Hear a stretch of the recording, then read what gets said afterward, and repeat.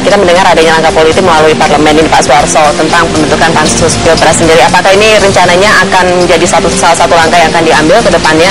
Apalagi kalau kita melihat ini masa jabatan DPR sekarang kan sudah sebentar lagi selesai.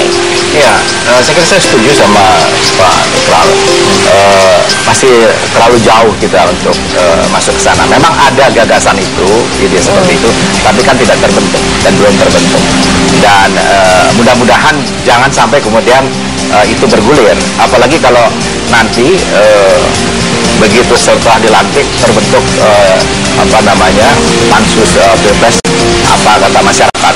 Masyarakat sekarang ini kan saya kira untuk pertama kali dari hasil pemilu pilpres ini yang didemonstrasikan oleh publik itu adalah tingkat partisipasi mereka yang tinggi dibandingkan mobilisasi, ya kan? Ini kan tadi seperti kita perbincangkan, dan ini baik sekali buat kita ke depan. Mudah-mudahan itu juga bisa terjadi di dalam pileg yang akan datang.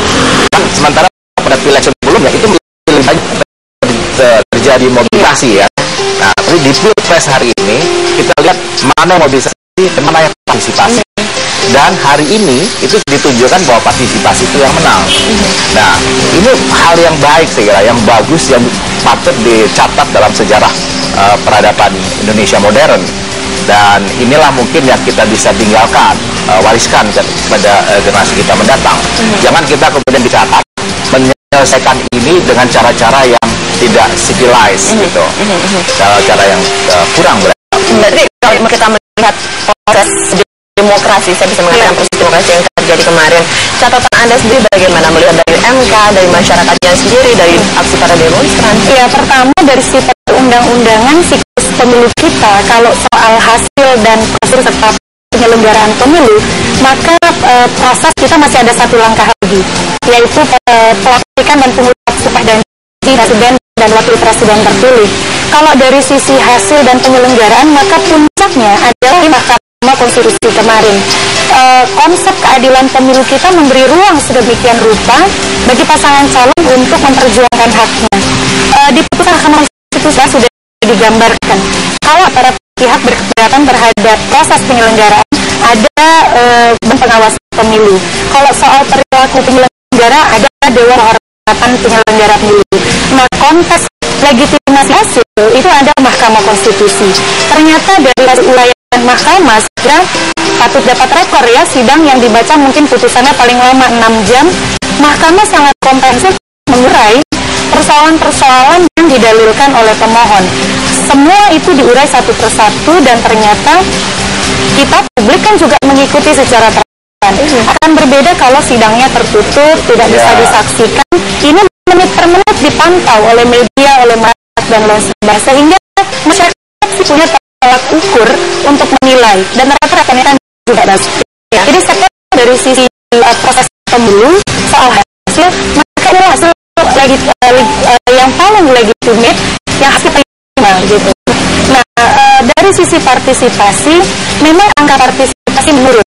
Tapi ada dua indikator kita untuk melihat. Pertama dari angka dan yang kedua dari kualitas.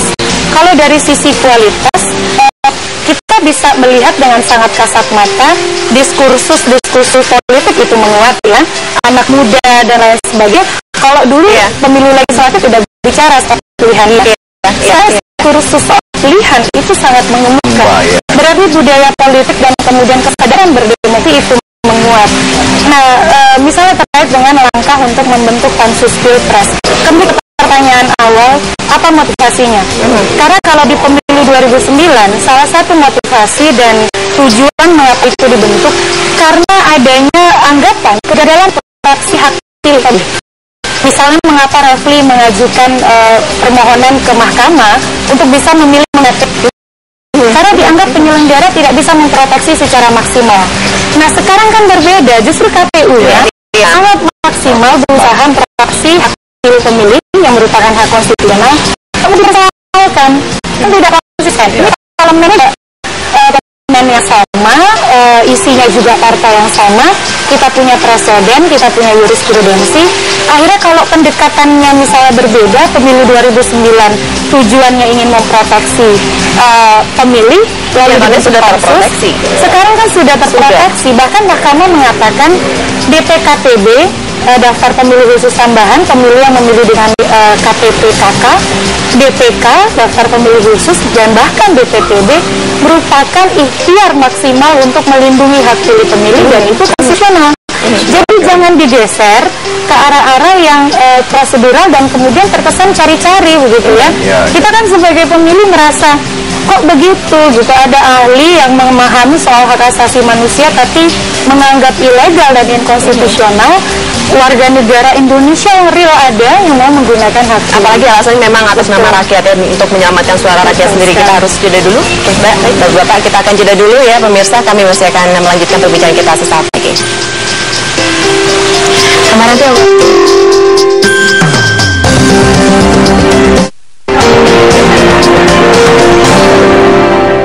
didukung oleh A kick of perfect white coffee.